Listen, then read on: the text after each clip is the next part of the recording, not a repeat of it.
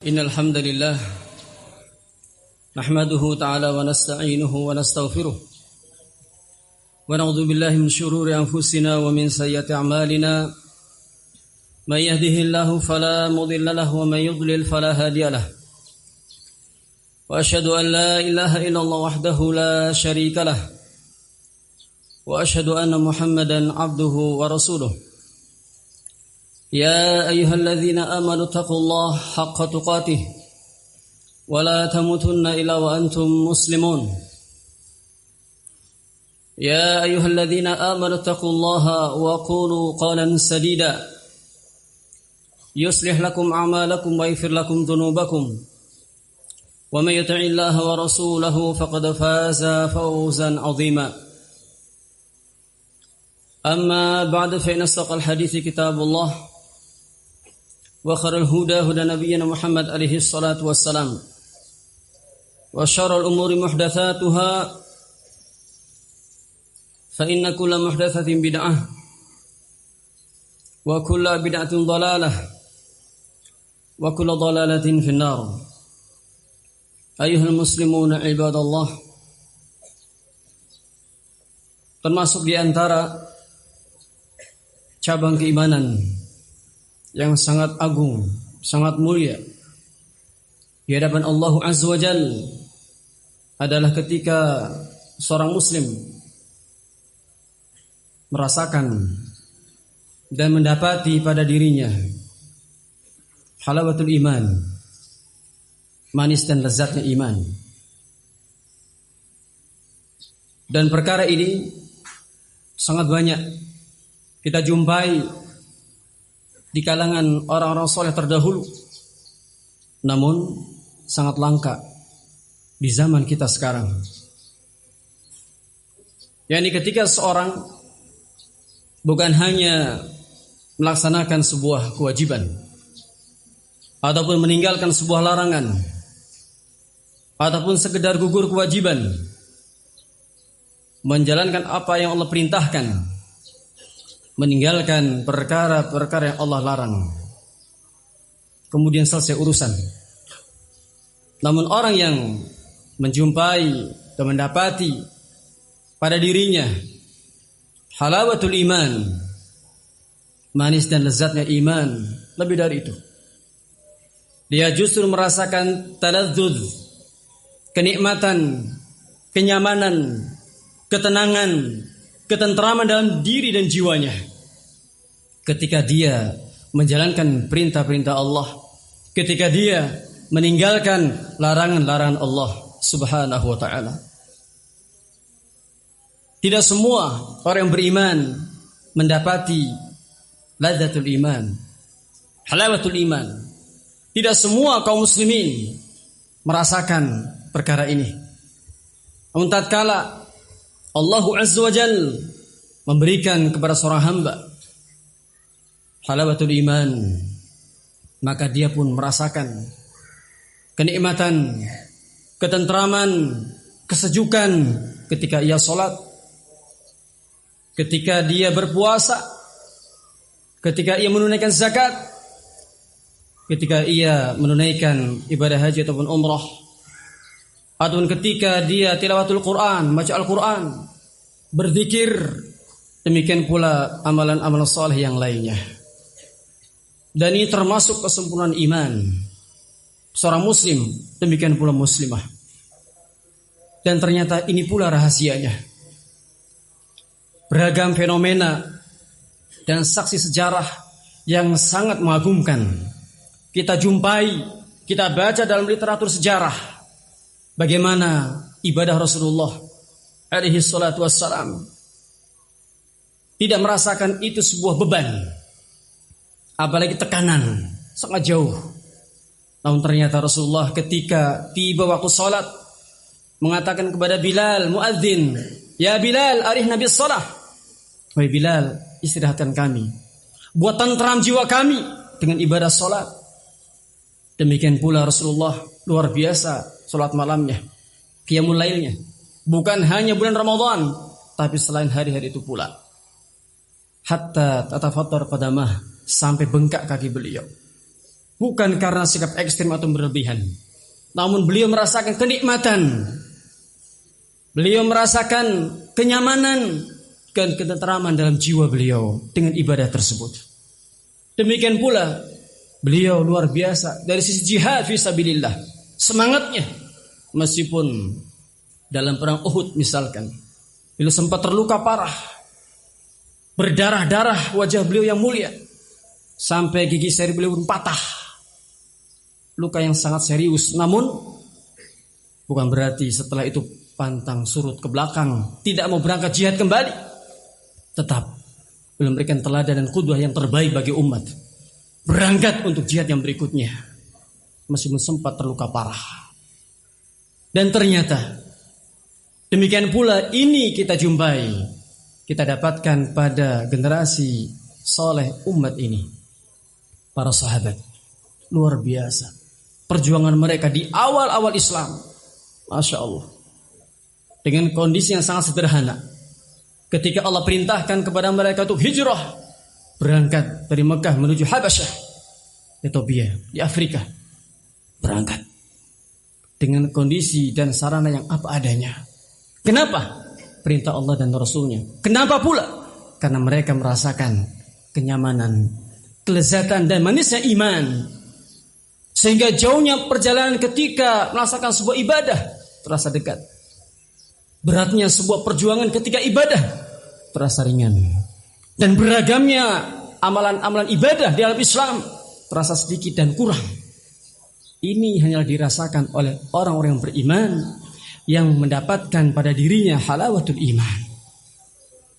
Para sahabat bukan hanya sekali hijrah dari Mekah menuju Habasyah, sampai 2 kali. Dikarenakan intimidasi, tekanan-tekanan kaum musyrikin Quraisy ketika itu. Demikian pula upaya pembunuhan, celaan yang luar biasa kepada mereka para sahabat di awal-awal Islam. Namun hal itu tidaklah membuat mereka bergeming, mundur ke belakang, murtad kembali. La, sama sekali tidak. Demikian pula ajang-ajang dan medan-medan jihad yang terus mereka ikuti, luar biasa. Dan ini satu contoh yang sangat penting untuk kita ingat, agar kita banyak bercermin dengan kondisi kita. Bagaimana mereka, para sahabat di awal-awal Islam, luar biasa. Pedihnya dan sakitnya, siksaan, mereka bisa sabar. Bisa sabar. Bilal bin Rabah bersabar ketika beliau dijemur di tengah terik matahari yang sangat panas, disiksa, ditumbuk, dipukul dengan batu yang besar.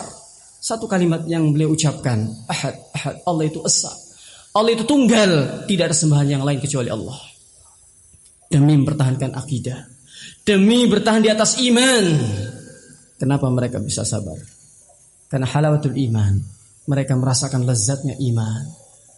Demikian pula sebagian sahabat yang lain di awal-awal Islam, luar biasa. Sumayyah radhiyallahu anha mampu bersabar ketika tombak tokoh kaum musyrikin Quraisy menembus tubuh beliau. Demikian pula sang suami juga demikian, disiksa dengan siksaan yang sangat pedih, sangat keras, yang mungkin tidak pernah kita rasakan di dunia. Namun kenapa mereka bisa sabar? Sebabnya adalah karena halawatul iman. Bukan hanya mereka menjalankan perintah Allah, tapi lebih dari itu, mereka merasakan manis dan lezatnya iman, merasakan lezatnya di atas ketaatan, manis dan lezatnya di atas kesolehan dan di atas kebaikan. Dan ini lagi-lagi termasuk kesempurnaan iman. Maka ikhwan fillah azakumullah, lalu apa sebab yang bisa mengantarkan mereka semuanya kepada kemuliaan? Apa hal-hal yang mungkin bisa kita lakukan, bisa kita tempuh untuk bisa seperti mereka? Kalaupun tidak, kita berupaya untuk bisa seperti mereka. Ternyata Nabi sebutkan di dalam hadis yang sahih dalam Bukhari dan Muslim, dari hadis Anas bin Malik radhiyallahu anhu, kata Nabi alaihi salatu wassalam, Thalathun man kunna fihi wajada halawatal iman. Thalathun man kunna fihi wajada bihinna halawatul iman. Ada 3 perkara.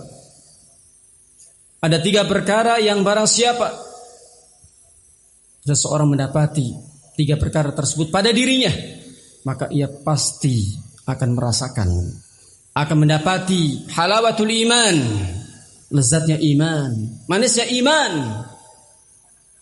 Apa itu ya Rasulullah?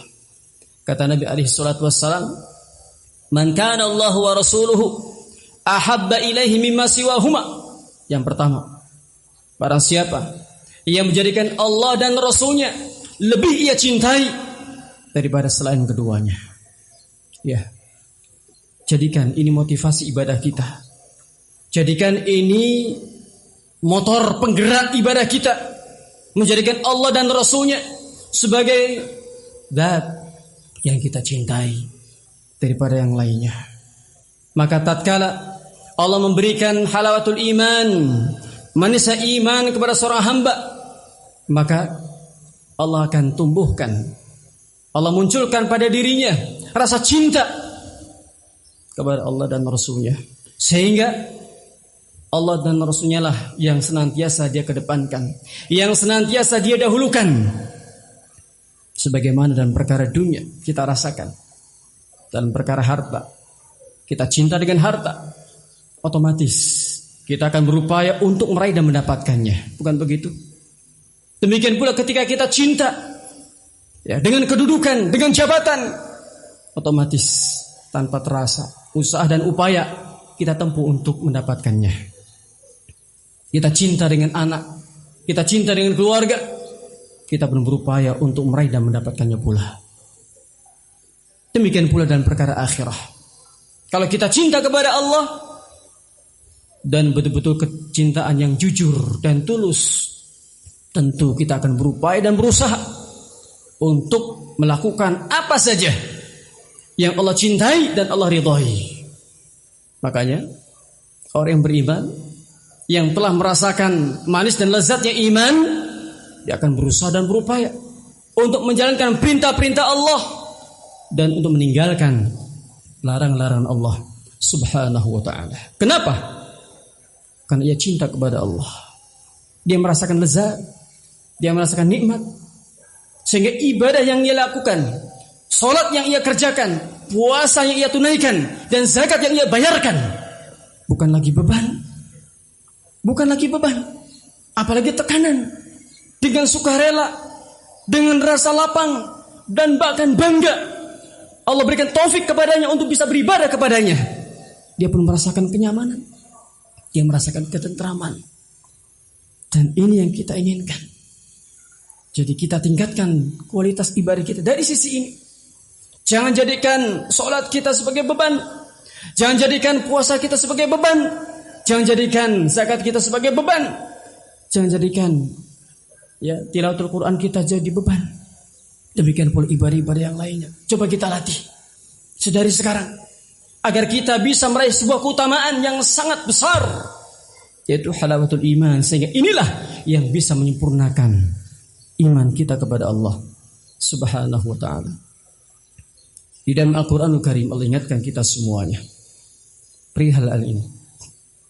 Allah menyatakan, qul in kana aba'ukum wa abna'ukum wa ikhwanukum wa azwajukum wa ashiratukum wa amwalun iqtaraftumuha wa tijaratun takhshawna kasadaha wa masakin tardawnaha ahabba ilaikum min Allahi wa rasulih wa jihadin fi sabilih fatarabbasu hatta ya'ti Allahu bi amrih wallahu la yahdil qaumal fasiqin. Katakan wahai Nabi, katakan kepada siapa? Kepada kita semuanya, kepada hamba-hamba Allah secara umum dan kepada orang-orang yang beriman, kepada kaum muslimin secara khusus. Apa ya Rabb? In kana aba'ukum, apabila 8 perkara yang Allah sebutkan, apabila ayah-ayah kalian, orang tua kalian, dan apabila anak-anak kalian, yang ketiga apabila saudara-saudara kalian, dan apabila yang keempat istri-istri kalian, yang kelima apabila kerabat-kerabat kalian, Yang keenam, dan apabila harta yang kalian usahakan. Keenam, dan apabila perdagangan, perniagaan yang kalian usahakan, yang kalian kerjakan. Dan yang kedelapan adalah apabila tempat-tempat tinggal kalian, tempat-tempat tinggal kalian yang kalian ridhoi, yang kalian sukai, lebih kalian cintai daripada Allah dan Rasulnya, daripada Allah dan Rasulnya, dan daripada jihad fisabilillah. Kata Allah, tunggu kedatangan Allah dengan membawa sebuah hukuman. Hatta ya'ti Allah bi amri. Allah akan datang kepada mereka dengan membawa al-amr. Ibnu Katsir rahimahullah menyebutkan ayat al-uqubah. Al-uqubah, hukuman yang akan menimpa mereka yang tidak beriman kepada Allah dan Rasulnya. Dan Allah tidak akan berikan hidayah kepada orang-orang fasik. Maka perhatikan ayat yang mulia ini. Ayyuhal muslimuna ibadallah. Ayat ini merupakan renungan bagi kita semuanya. Sejauh mana bukti kejujuran dan ketulusan kecintaan kita kepada Allah dan Rasulnya. Apakah ternyata hal-hal yang tadi Allah sebutkan ikut andil dalam menghalangi langkah-langkah kebaikan kita, atau justru menjadi batu sandungan besar untuk kita bisa menjadi orang yang baik? Kalau iya, kalau betul jawabannya, maka coba kita terapi, kita latih diri-diri kita agar betul-betul jujur keimanan kita kepada Allah dan Rasulnya. Jadikan Allah dan Rasulnya sebagai zat yang kita cintai. Kita dahulukan hak-haknya, kita tunaikan kewajiban-kewajibannya. Kemudian perkara yang kedua, kata Nabi alaihi salatu wassalam, wala yuhibbal mar'a illa la yuhibbu illa lillah. La yuhibbul mar'a la yuhibbuhu illa lillah. Perkara yang kedua yang juga menjadi sebab seseorang meraih dan merasakan lezatnya dan manisnya iman adalah ketika dia tidaklah mencintai seseorang kecuali karena Allah. Berarti apa standarnya? Apa barometernya? Apa ukurannya? Seseorang dikatakan cinta kepada saudaranya karena Allah, bukan karena dunia. Ketika dia melihat kesolehan, kebaikan orang tersebut, sehingga dia pun merasa dekat dan nyaman dengannya, dan dengan dialah ia berteman dan bersahabat. Kenapa? Karena luar biasa pengaruh pertemanan itu, pengaruh persahabatan yang ketika dibangun di atas iman itu memberikan pengaruh yang sangat besar kepada seorang hamba. Bisa jadi seseorang yang mungkin tumbuh di tengah keluarganya, keluarga yang baik, ayah dan ibunya sangat perhatian dengan agamanya, dengan ibadahnya, dengan pendidikannya. Dan ternyata ketika beranjak remaja, beranjak dewasa, dia lepas. Tidak diketahui kemana rimbanya. Ternyata dia bergaul dengan orang-orang yang buruk. Apa yang terjadi? Berubah 180 derajat. Berubah yang awalnya baik, yang awalnya ia tumbuh berkembang di keluarga yang saleh, ketika di masa remajanya, di masa dewasanya, dilepas dengan pergaulan yang bebas. Naudzubillah min dzalik. Apa yang terjadi? Rusak. Kerusakan yang terjadi. Ini bisa menimpa bukan hanya yang remaja, bukan hanya yang dewasa, bahkan yang sudah, mohon maaf, paruh baya bisa terpengaruh dengan kerusakannya. Demikian pula ketika seorang berteman dengan teman yang saleh, dan itu bukti dia cinta kepadanya karena Allah. Itu ketika dia keliru, jatuh dalam kesalahan, ia pun tersadarkan. Ada yang menasihati, ada yang mengingatkan, tidak dibiarkan. Berbeda ketika dia akrab dan berkawan dengan orang-orang yang buruk. Apa yang terjadi? Bukan hanya dibiarkan, bahkan didukung untuk melakukan keburukan-keburukan tadi. Dan itu fakta di lapangan terjadi. Jangan diremehkan. Dan yang paling penting yang harus kita camkan baik-baik adalah innamal a'malu bil khawatim. Sesungguhnya amalan yang paling menentukan seorang hamba adalah yang penghujungnya. Akhir dari kehidupan kita ditutup dengan apa? Maka jangan sampai kita sekarang membiarkan pergaulan kita, membiarkan teman-teman kita dengan siapapun kita dekat dan kita akrab. Yang kita masukkan di sini adalah teman yang betul-betul teman, sahabat yang betul-betul sahabat. bukan sekedar teman ketemu di jalan, bukan. Tapi betul-betul teman yang bisa mengawal kita, yang bisa mendampingi kita untuk meraih kebaikan. Itu yang kita inginkan. Jangan sampai teman-teman yang buruk kita jadikan sebagai kawan. Kenapa? Mungkin di dunia dia bisa bercengkrama, bisa tersenyum bersama, bisa tertawa bersama-sama. Namun nanti di akhirah kalian akan menjadi musuh. Akan menjadi musuh yang kalian akan saling mengumpat di antara kalian. Al-akhillau yawma idzin ba'dhum li ba'dhin adu illal muttaqin, kata Allah. Pertemanan manusia ketika latar belakangnya, motivasinya, orientasinya adalah dunia. Kata Allah apa? Ba'dhum li ba'dhin adu. Pertemanan yang demikian akan menjadi permusuhan, berubah.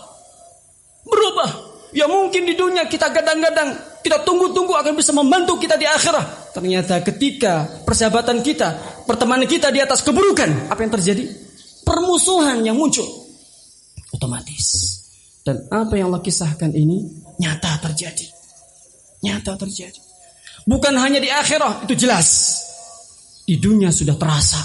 Ketika pertemanan tadi, kedekatan tadi bukan karena Allah, tapi karena dunia, akan terpisah dengan otomatis. Kecuali kata Allah, al-muttaqin, orang-orang yang bertakwa.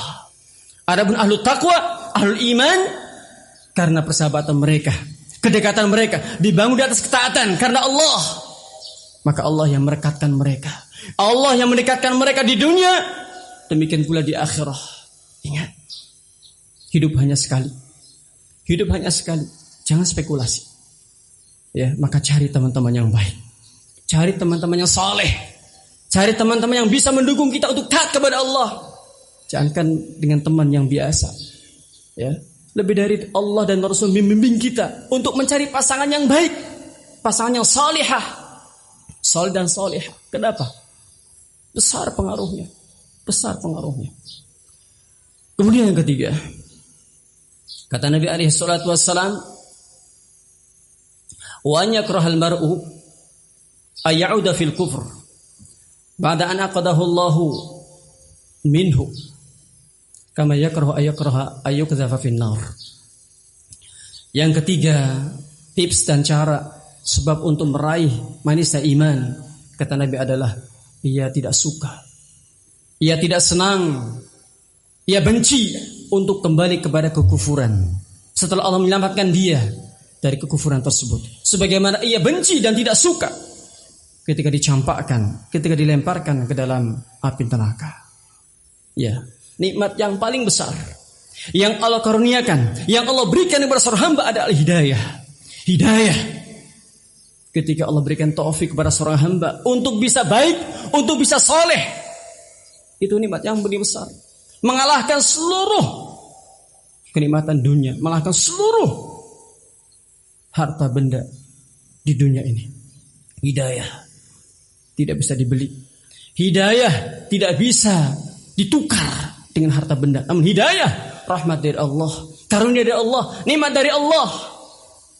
Dan hanya Allah yang mengetahui siapa di antara hambanya, hamba-hamba pilihan yang berhak untuk mendapatkan hidayah tersebut.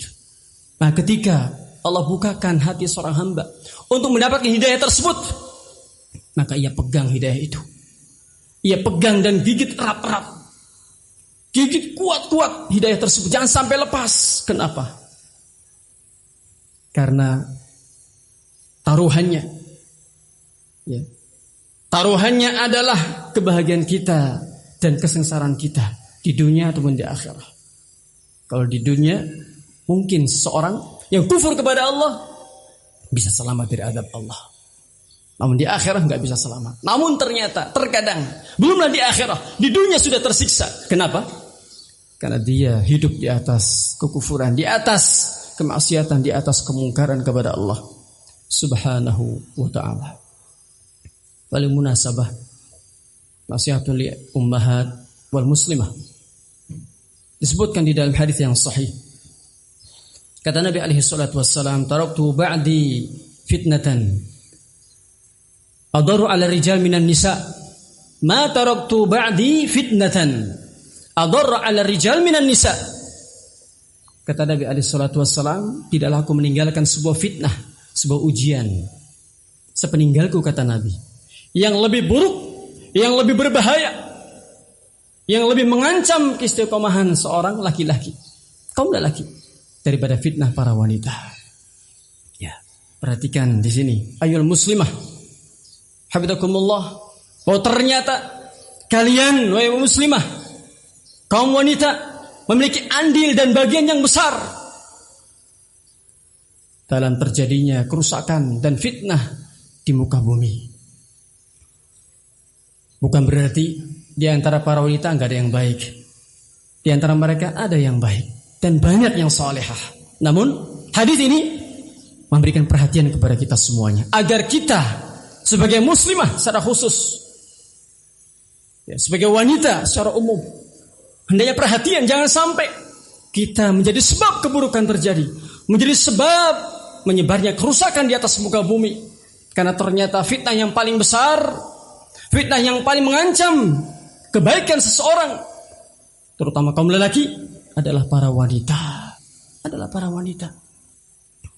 Ya, maka jadilah kalian menjadi pintu-pintu kebajikan, menjadi sebab-sebab kebaikan untuk suami, untuk anak-anak kalian, demikian pula untuk masyarakat secara umum.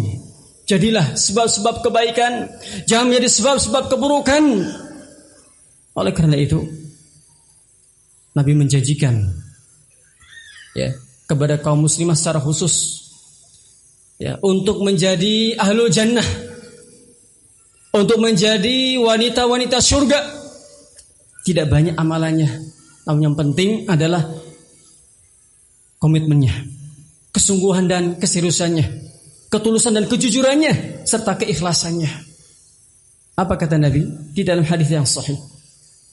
Kata Nabi alaihi salatu wassalam, "Idza salatil mar'atu khamsaha wa shamat syahraha wa hafizat farjaha wa ta'at ba'laha faqila laha udkhilil jannata min ayyi abwabil jannati thamaniyati syi'ti."